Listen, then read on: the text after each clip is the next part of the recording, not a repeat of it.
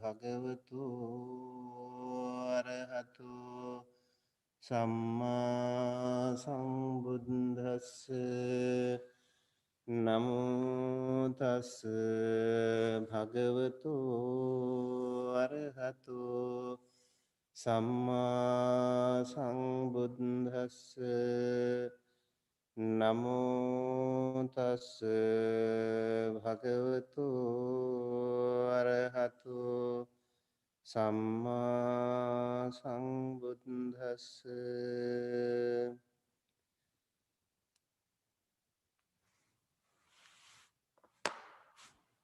Evaṁ me sutaṁ ekaṁ samayaṁ bhagavā Sāvathyaṁ viharati jetavane anatha pindikassa ārāme athako bhagavā bhikkhu āmante se bhikkhavoti Bhikkhave sabbāsava samvara sammuta desesami tang sunata sadhukang manasi karota bhāsisamiti.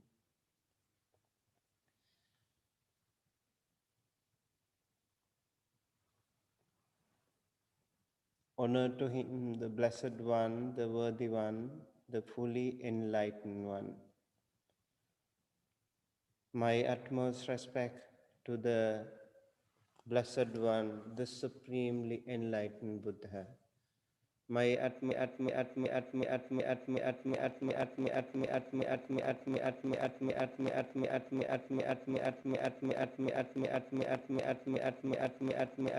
doctrine of the Blessed One. And my utmost respect also goes to the Mahasangha, the noble disciples of the Blessed One.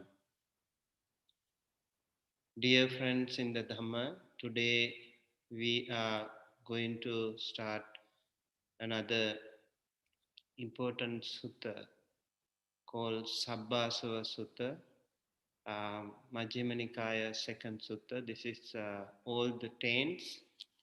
And today is the full moon day, which is a very important day for all the Buddhists. Every full moon day actually is an important day because it marks some important events in our Buddhist calendar. Especially when it comes to the Buddhist calendar, it is said that the Buddha went to Tavatinsa heavenly realm and then he preached Abhidhamma to his mother, and it is said he stayed there for 3 months and he preached the Abhidhamma, and then after that he came back to uh, the earth, and there it is said that Sirivardhana, a future Buddha, and he entered the order along with 500 friends.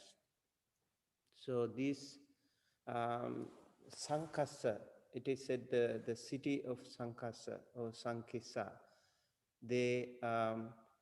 this city was important in that case when the Buddha came back from the heavenly realm to the earth. So it was a beautiful story about how he came and then how this Sirivardhana, Bodhisattva Sirivardhana, and along with his friends entered the holy order to follow the spiritual practice. And then also it is important when King Ashoka also is an inseparable part of Buddhist history. And how important was he when he actually patronized the Third Buddhist Council along with Venerable Moggali Puttathissa. And he also sent, along with under the guidance of Venerable Moggali Puttathissa, um, King Asoka sent missionaries to 9 countries. So he sent missionaries to South Asia, Southeast Asia, and also even uh, far away countries like Aparantaka Desa, that is actually Middle East today. And so when King Asoka sent missionaries, it was very important for the little island of the South India called Sri Lanka. He sent his own son Mahinda and his own daughter uh, Sanghamita uh, to Sri Lanka. In fact, he sent the main missionary was Venerable Mahinda, along with his, there were five more, five more monks, Ittiya, Uttiya, Sambala, Bhaddasala, and they were all Upasampada monks. And then there was Sumana, Samanera, and also another Upasaka called Bhanduka. They were all there with a mission. And then they met King Devanam at the Mihintala, Ambatala we call. And this Mihintala is really important for Buddhism in Sri Lanka because it was the beginning, official beginning of Buddhism in Sri Lanka. It is natural that Buddhism has been influenced by this small island because it was very closely located uh, to India. So most of the maritime traders, they must have definitely visited this country. So in history, it is mentioned that even the Buddha has visited 3 times, and so many other stories are there about how Buddhist traders visited Sri Lanka. However, official visitation was done in the Third Buddhist Council. And this is 327 BC or somewhere close to that. And um, Venerable Mahinda talked to, he met King Devanam Pirtissa that time in Hintala, and then he was able to give the mission, his idea, what he was doing there, and why did he come to Sri Lanka. He said, according to Mahavansa, there is a Pali stanza how uh, explaining the mission of Venerable Mahinda. Um, he say, um, uh, I came from Samanamayang Maharaja Dhamma Raja Sasavaka Tameva Anukampaya Jambudipa Idagata. I came here to teach you the Dhamma. We are samanas, we are ascetics, and we are monks. And Dhammaraja Sasavaka, we are the disciples of the Dhammaraja, that is Buddha. Tang eva anukampaya, out of compassion for you, Jambudipa idagata, we are here from Jambudipa, that is modern India. And after that, he asked some questions, and there was an interesting story how they were connected to each other and how the king himself um, turned to Buddhism and he converted himself to Buddhism, and along with him, many other Buddhist, his ministers, and all the other people came voluntarily to support Buddhism. And Venerable Mahinda was able to establish Buddhism very, very strongly. And ever since, Buddhism was the main religion in Sri Lanka. And it was also patronized by all the kings and all the rulers to follow for over 2000 years. And so it's really important. And one more very important thing happened during that time. Venerable Mahinda invited his sister, Sanghamita, Theri Sanghamita, to come to Sri Lanka. Theri Sanghamita came to Sri Lanka along with the Bodhi sapling, and she came along with the Bodhi sapling by a ship to Jambukola Patana, what we call today Dambakola Patuna.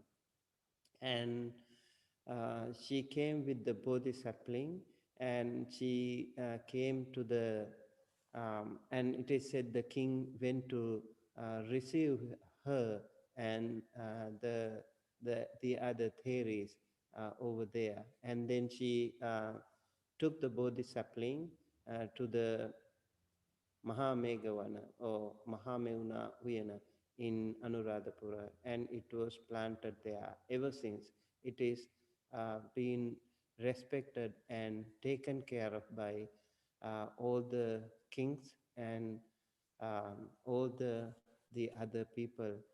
How important it is that this Bodhi tree to all the Sri Lankans and all the Buddhists in the world, it has become quite an asset.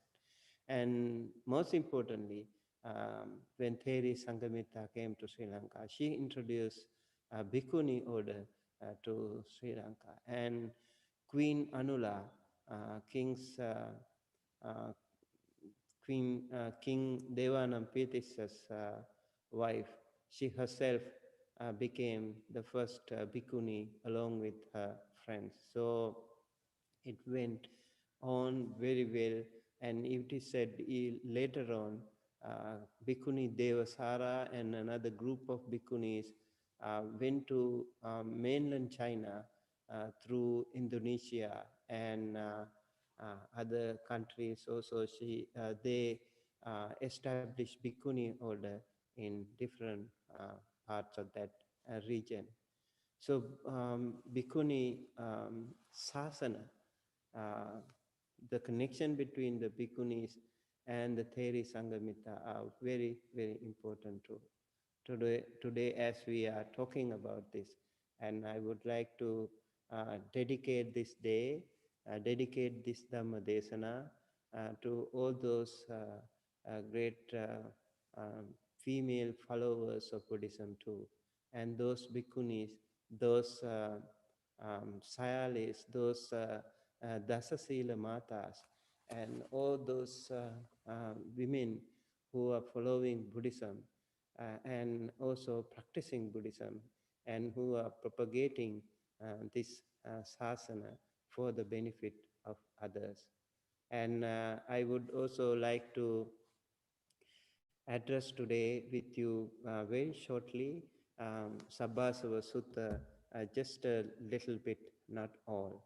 And we have actually been discussing this sutta for the last few weeks. If you want more details, you can go ahead and check our YouTube channel actually, Dhamma USA. And Sabbasava Sutta means all the taints.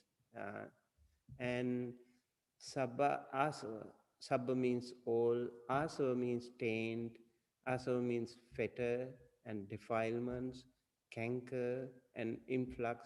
So there are different uh, meanings to this. And destruction of the asavas, destruction of the taints. For one who knows and sees through wise attention and unwise attention, Yoniso Manasikara and Ayoniso Manasikara. These two terms are very important in this case. As we are going to meditate today, I think I just want to highlight this, the importance of these two terms, Yoniso Manasikara and Ayoniso Manasikara.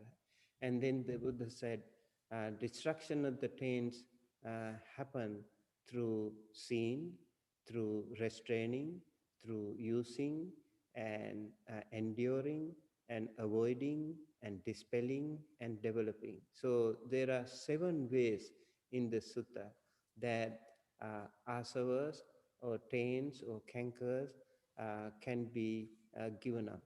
So it doesn't happen all the time by meditating. It doesn't happen all the time by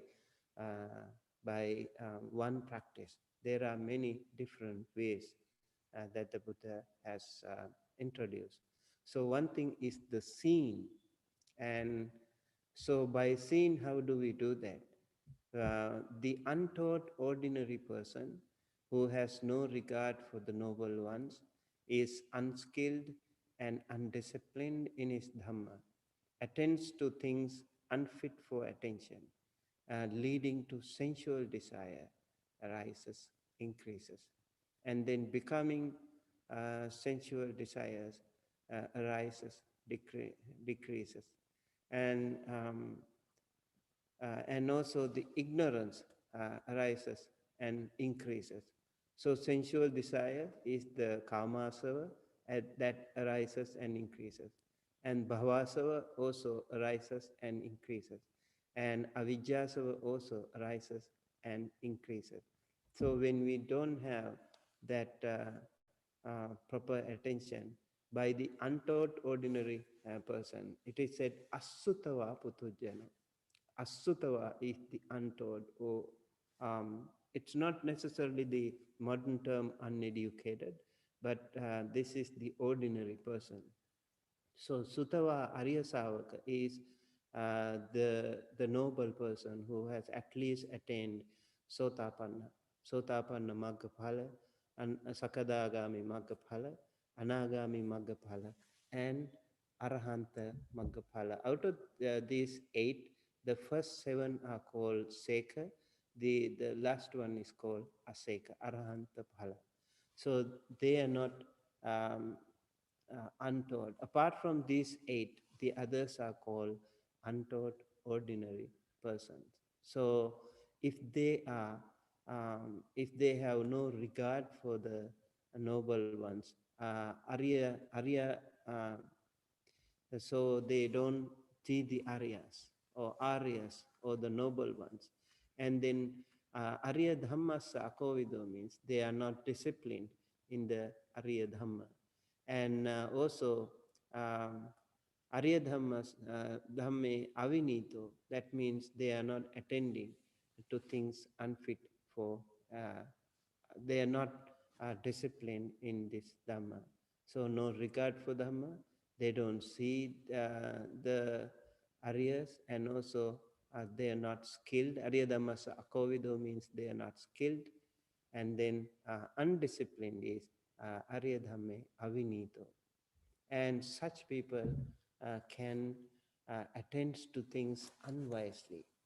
And things like was I in the past, was I not in the past, what was I in the past, etc. So it might lead to a view called uh, ditti, and this is sakkaya ditti, and also this can also lead to non-self as true and established. So this ditti can also lead to many different complications in that person. And then by seeing uh, this uh, this Asutava Puriso, when he goes on to have this Ioniso Manasikara. So the one I mentioned is Ioniso Manasikara, improper attention. And when he or she has improper attention, that person can make things wrong, and that person can allow the unwanted, unborn, unarisen, unwholesome elements to come in, and then already arisen unwholesome thoughts to grow. That is part of ayoniso manasikara. If that person has improper attention or yoniso manasikara, that person would not allow unarisen, unborn, um, unwholesome thoughts to come in. And then also, if there are any unwholesome thoughts already, he or she will not allow them to grow. That is part of Ayoniso Manasikara. So by seeing, this is also the part of Four Noble Truth. A well-taught noble disciple, on the other hand, that is the uh, uh, apart from Asutava Putujana, this is the Sutava Arya Savaka. He has regard, he or she has regard for noble ones and is skilled and disciplined in the Dhamma, and that person attends wisely. This is about the Four Noble Truths. As I mentioned, these are the um, Sotapanna, Sakadagami, Anagami, etc. These paths. So by seeing, for example, Sakkaya Ditthi, Vichikicha, and Silabbata Paramasa, personality view, doubt, and adherence to rules and observances. So when that person cuts off these three fetters, he or she can achieve the Sotapanna. So these things cannot be eradicated by doing other things. You have to see that. You have to recognize them. You have to um, get rid of this Sakkaya Ditthi, Vichikicha, and Silapata Paramasa by seeing. So the other one is Sangvara Pahatapa, that is by restraining. By restraining how? Eye faculty, the nose faculty, the tongue faculty, and the body faculty. And eye, nose, ear faculty, eye, ear, nose, tongue, and body. And then through mindfulness, if you practice these things by restraining also, we have to get rid of um, some asavas. For example, let's say like you see something and then uh, you watch a movie, let's say, like, and when you watch a movie, you see that it does not allow, it allows you, or it makes you um, arise some unborn, unwholesome thoughts to rise. And then already born, already existing unwholesome thoughts to grow. If that is the case, you should not watch that. And if you hear something, you feel that already already born, already existing unwholesome thoughts grow, and then the unborn unwholesome thoughts can arise. If that is the case, you should not listen to it. So the skillful person should have that discipline, should have that restraining, and then only he or she can work on this. So through this, in order to do this, we need to have a lot of mindfulness practice. We need to have that yoniso manasikara and sati sampajanya, very important for us to inculcate these things. And same thing with the ear, same thing with the nose, same thing with the tongue, that is the taste. And also, let's say like if you eat something, certain foods, when you eat, if you feel like even like alcoholic drink or something, and when you eat certain foods, when you see that uh, unborn defilements rise and already existing defilements grow, if you are mindful and know that, you recognize, then you have to get rid of even such foods.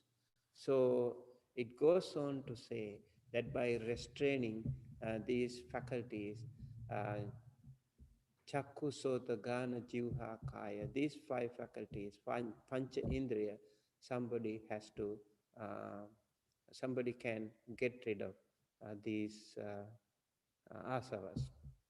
And then by using, how do we do that? By using, for example, the monastics using the four requisites wisely. And these are the robes, alms, food, lodging, and medicines. And um, Chivara Pindapata, Senasana Gilana Pachaya. When we wear the robe, we know we wear the robe in order to get rid of the flies, the mosquitoes, the cold, the heat, and things like that. And also to in order to cover those private body parts. So you wear the robe for that.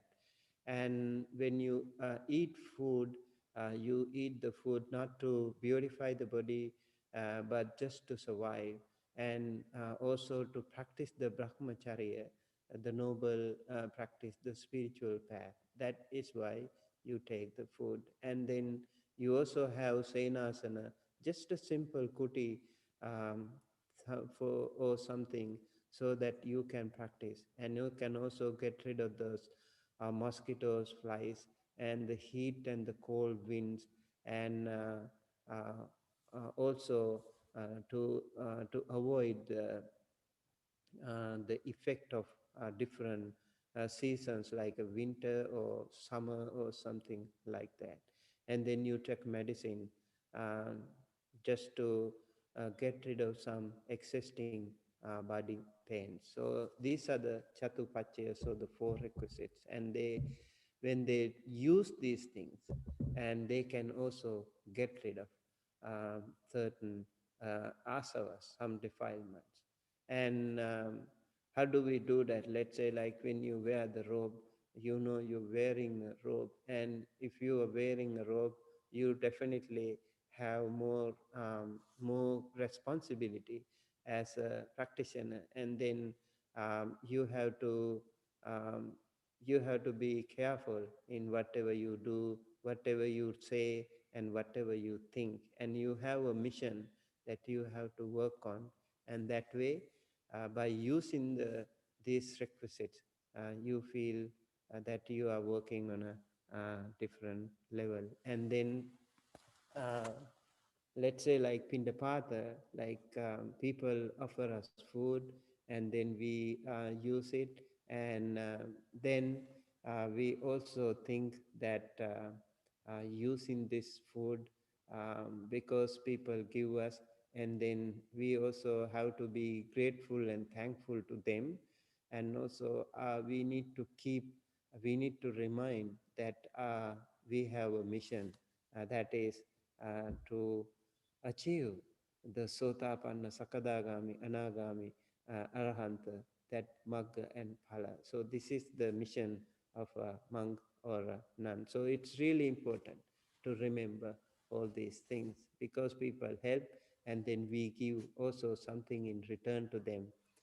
Practicing the Dhamma and working for our spiritual goal, and also helping the people by delivering the Dhamma, by sharing the Dhamma. By sharing the Dhamma also is very important part of a Buddhist monk or a nun. And then by enduring, there are certain defilements that we have to actually get rid of by enduring with patience. There is no limit to patience.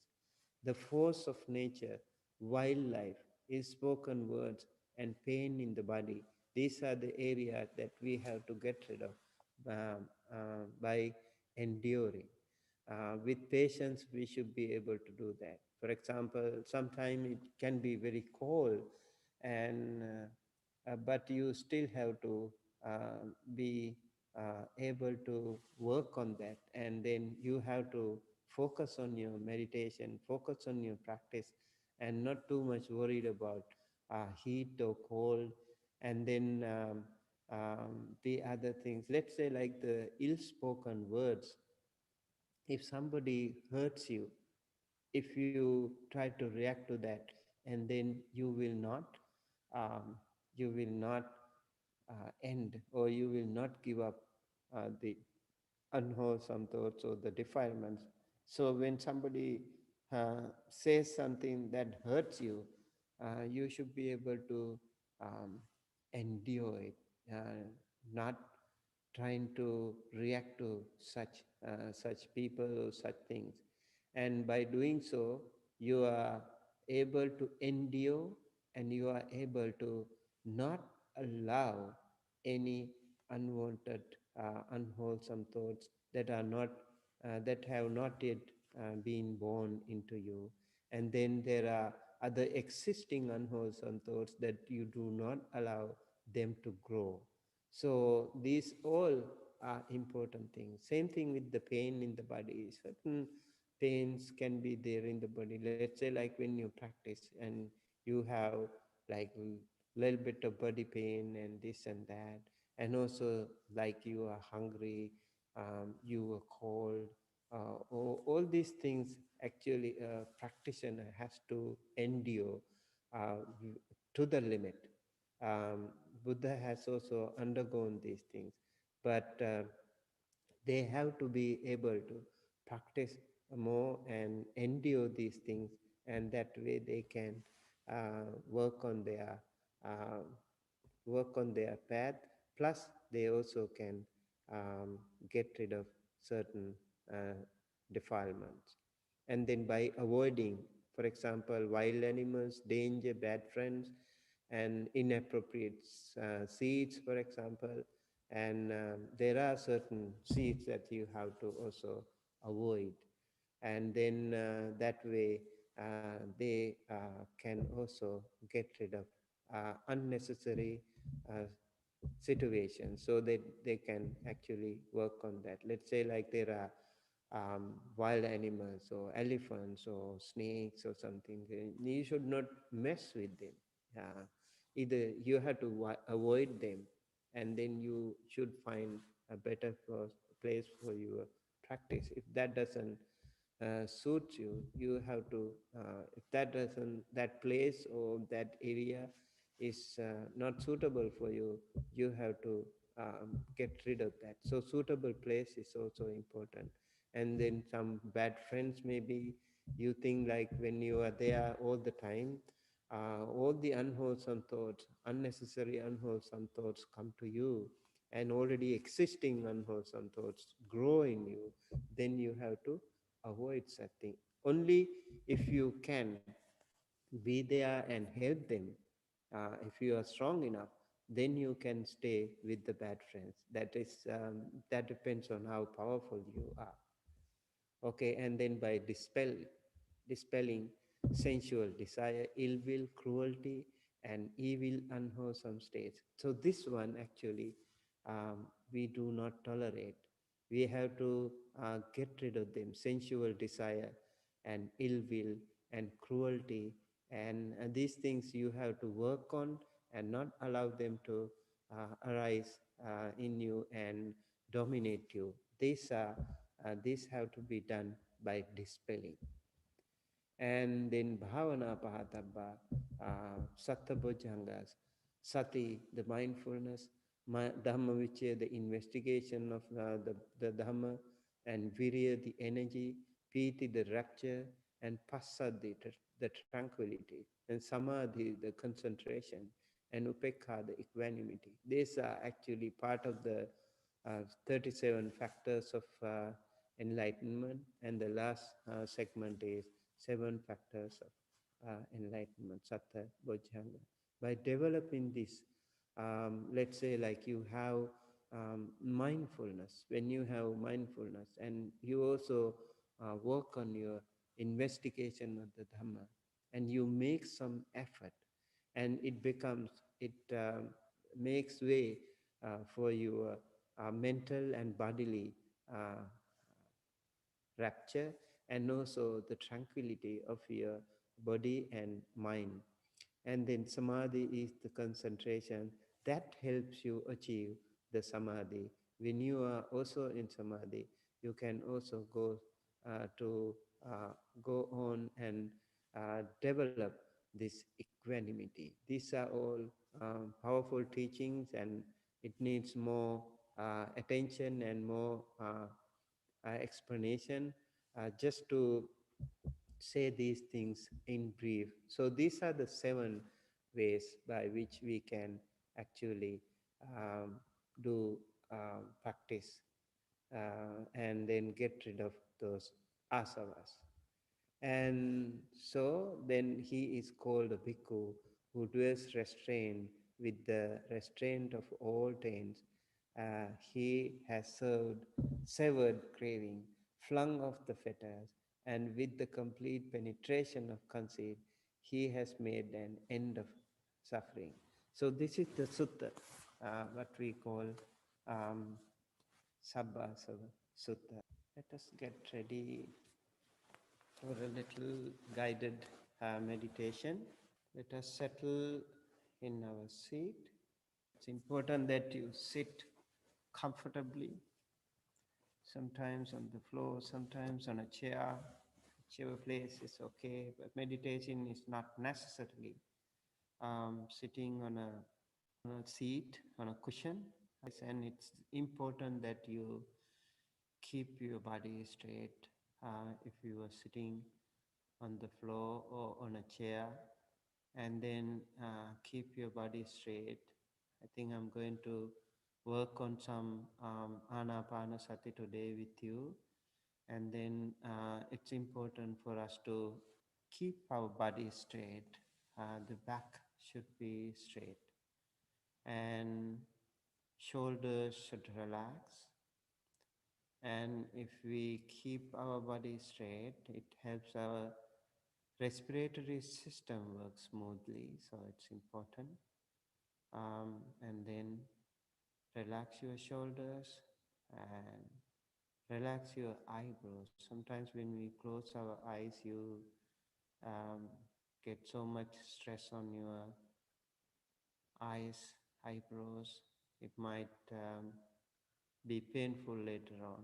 So even in between your meditation, you might come back very quickly to check your posture, if that is in the correct order, and if it is right, and quickly go through and then go back to your meditation.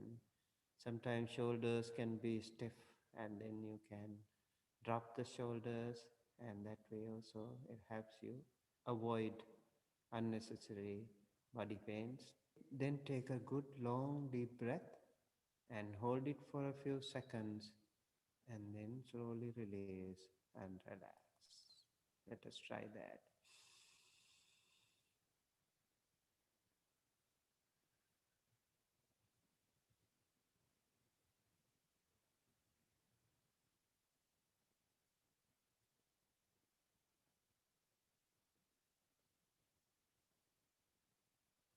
When you take a good long deep breath, hold it for a while and then slowly release.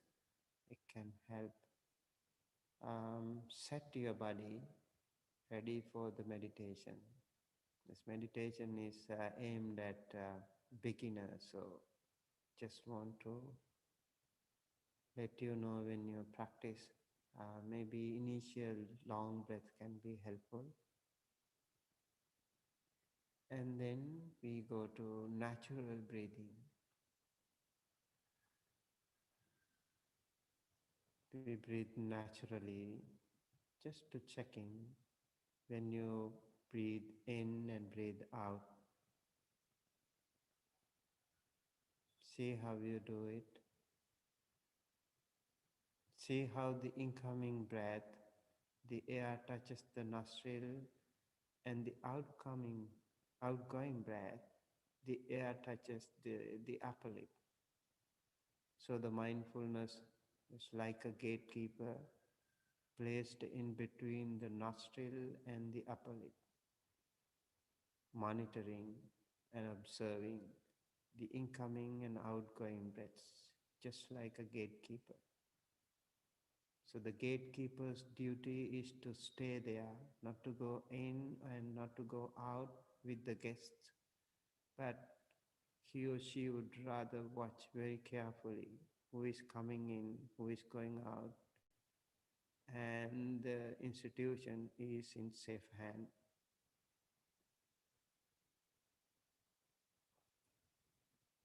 So mindfulness is like a gatekeeper, observing all the incoming and outgoing breaths.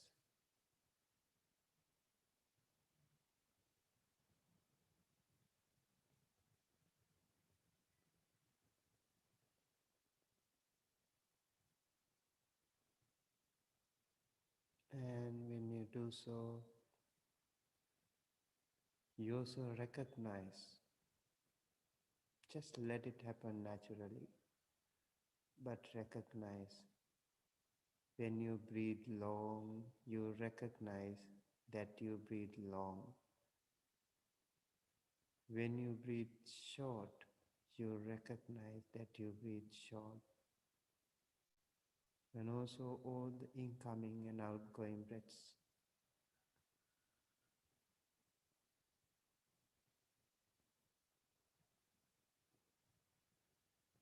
We can focus on the touch points. The incoming air first touches our body, that is the nostril. The outgoing air last touches your body, that is the upper lip, somewhere. And then if we can observe every single breath, that would be so much the better.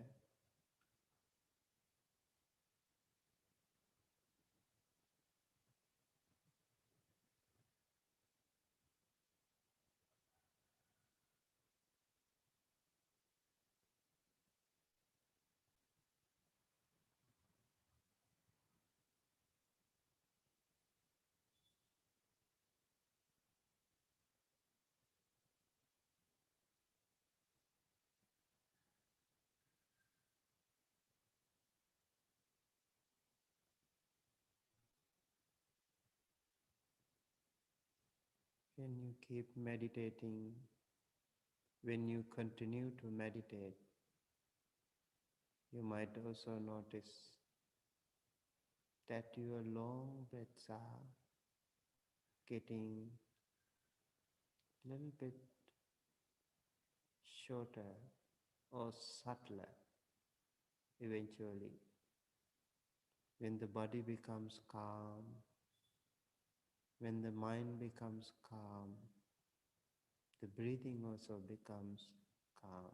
In fact, the breathing becomes calm and it helps the body becomes calm. When the body becomes calm, it helps the mind becomes calm. So this is part of Sila Samadhi.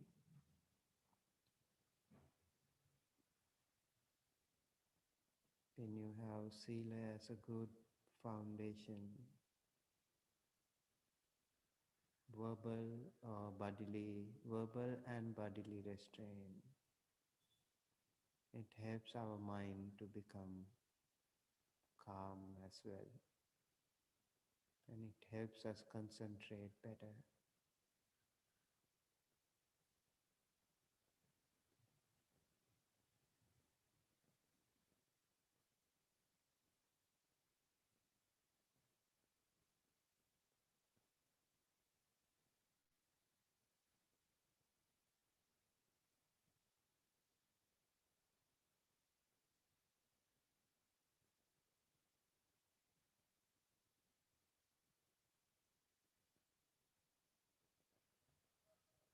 The more and more you meditate, the more and more subtler your breath becomes. This means you actually need very little energy to survive. Sometimes it so happens that we don't feel that we are breathing, but then we should not panic. We are actually breathing. It's very subtle.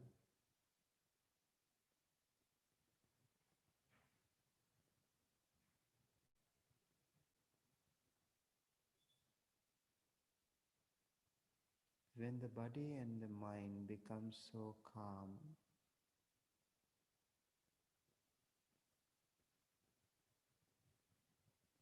you feel as if you're not breathing. In that state, maybe you can think of the sutta that we discussed today. Think of any of the matters that we discussed.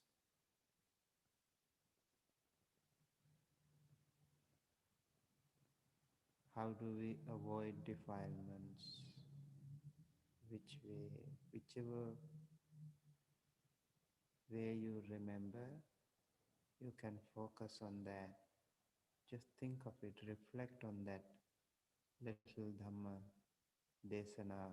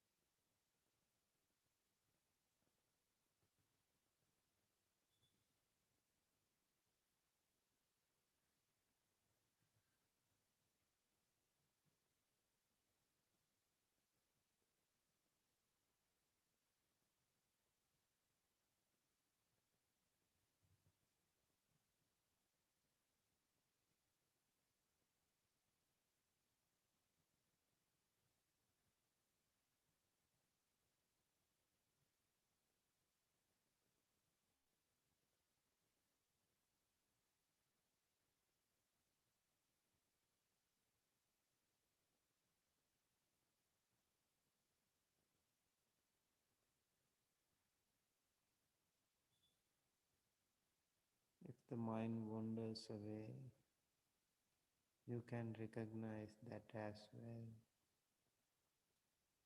And no need to panic again. Just recognize it and come back to meditation.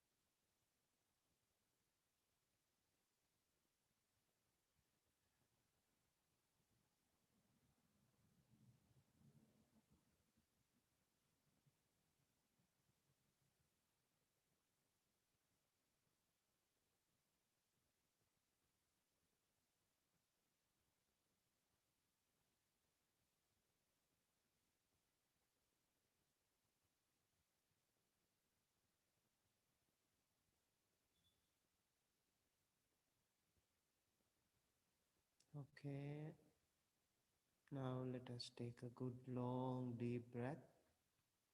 Hold it for a few seconds and then slowly release and relax.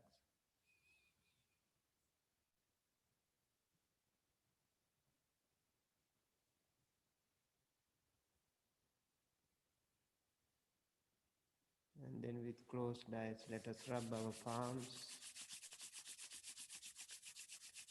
And when the palms are warm, we can place them on your eyes and take a good long deep breath.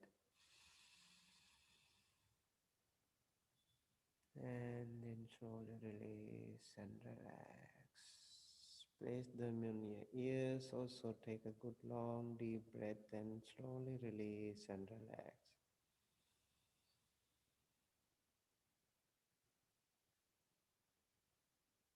Gently massage your head. Can stimulate your brain. So with loving kindness to yourself, massage your neck, and also your shoulders and your lower back. As we have been sitting for a while, it will be very helpful without just standing up. We need to release the muscles, the tightened muscles, the thighs, the, the knees, and the legs.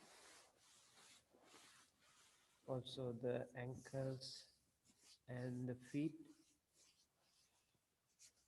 Feet also is very important as um, lots of our internal organs are connected with it. So it's good to massage and the toes. And then when you are done with still with the closed eyes, keep your palms together close to your heart and say 3 times Sadhu, Sadhu, Sadhu.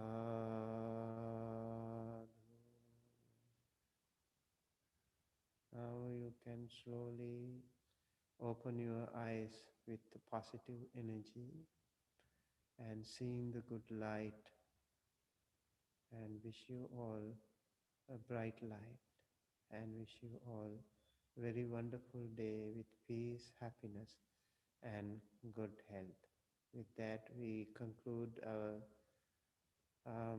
special Dhamma talk and meditation. Thank you all for joining us.